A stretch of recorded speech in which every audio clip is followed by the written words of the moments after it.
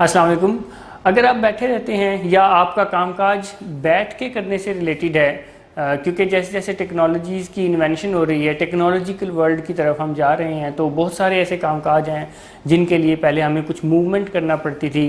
वो अब बैठे बैठे हो जाते हैं। इसकी एक सादा सी एग्जांपल, जैसे टीवी के चैनल चेंज करना। पहले टीवी के चैनल चेंज करने के लिए उठ के जाना पड़ता था, मगर अब बैठे बैठे रिमोट के बटन दबाने से हो जाते हैं। इससे हमारी ज़िंदगी में कंफर्ट तो आया है, मगर आज की बहुत ज़्यादा तहकीक और रिसर्च से ये मालूम हुआ है कि ये जो बहुत ज़्यादा बैठे रहना है, ये हमारी सेहत के लिए कितना नुकसानदेह है। काफ़ी सारी बीमारियां हैं जो सिर्फ बैठे रहने से होती है, या उन लोगों को होती है जिनका लाइफस्टाइल सेडेंट्री होता है, जो चलने फिरने को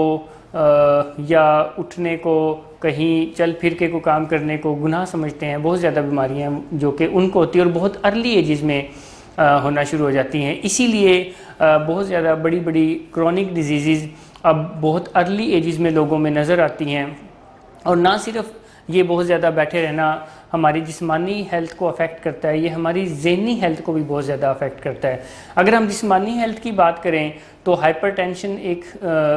कॉमन सी डिज़ीज़ है जो कि बहुत ज़्यादा बैठे रहने वाले लोगों को होने के चांसेस होते हैं। और एक और तहकीक से ये पता चला कि जो लोग बहुत ज़्यादा बैठे रहते हैं तो उनकी जो ईटिंग हैबिट्स है वो भी इम्बैलेंस्ड होती है, और वो जंक फूड की तरफ जाते हैं या ऐसी डाइट को चूज़ करते हैं जो कि हेल्थ के लिए ठीक नहीं है।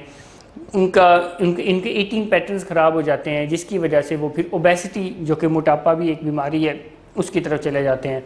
और इसी के साथ साथ बहुत ज़्यादा बैठे रहने की वजह से काफ़ी ज़्यादा दिल की बीमारियां होने के चांसेस बढ़ते हैं, और मुख्तलिफ़ किस्म के कैंसर हैं जो कि ज़्यादा बैठे रहने वाले या सेडेंट्री लाइफस्टाइल अपनाने वाले लोगों को होते हैं। इसीलिए आज की इस वीडियो बनाने का मकसद ये है कि आप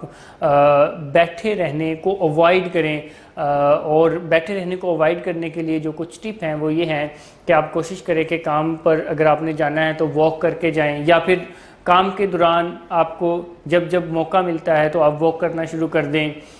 या वो वाले कामकाज जो बैठने रहने की बजाय चलते फिरते हो सकते हैं, जैसे कि फ़ोन कॉल अटेंड करना या किसी से मीटिंग करना, तो वो वाले कामकाज जो बैठने के बगैर भी हो सकते हैं, चलते फिरते भी हो सकते हैं, तो कोशिश करें कि उन कामों को चलते फिरते करें, यानी अपनी टांगों का ज़्यादा से ज़्यादा इस्तेमाल करें। क्योंकि अगर आप अपनी टांगों का ज़्यादा से ज़्यादा इस्तेमाल करते हैं तो इससे ये जो बीमारियाँ मैं आपको बता रहा हूँ, हाइपरटेंशन है, इम्बैलेंस्ड ईटिंग है, ओबेसिटी है, ऑस्टियोपोरोसिस है, बहुत सारी दिल की बीमारियां हैं, मुख्तलिफ़ किस्म के कैंसर है, वो होने से आप बच सकते हैं। जंक फूड या केमिकल फूड की जगह फ्रूट का ज़्यादा से ज़्यादा इस्तेमाल करें, 7 से 9 घंटे की नींद पूरी करें,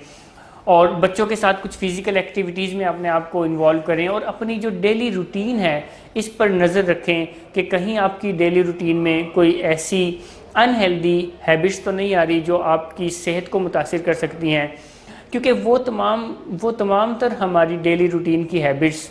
जो हमारी जिस्मानी सेहत को मुतासिर कर सकती हैं, वो हमारी ज़हनी सेहत को भी मुतासिर कर सकती हैं। जब हम ऐसी रूटीन को अपनाते हैं, जब हम अपनी रोज़मर्रा ज़िंदगी में ऐसे लाइफस्टाइल को अपनाते हैं, ऐसी हैबिट्स को अपनाते हैं जो हमारी जिस्मानी सेहत के लिए मुफीद होती है, तो वो खुद ब खुद हमारी ज़हनी सेहत के लिए भी मुफीद होती है। जैसे कि मैं आपको बता रहा हूँ कि बैठे रहना हमें बहुत ज़्यादा जिस्मानी बीमारियों की तरफ ले जा सकता है, वैसे ही बैठे रहना हमारी ज़हनी सेहत को मुतासिर कर सकता है, और हमें डिप्रेशन, एंग्जाइटी और इस तरह के साइकोलॉजिकल डिसऑर्डर्स हो सकते हैं। Thank you very much. अल्लाह हाफिज़।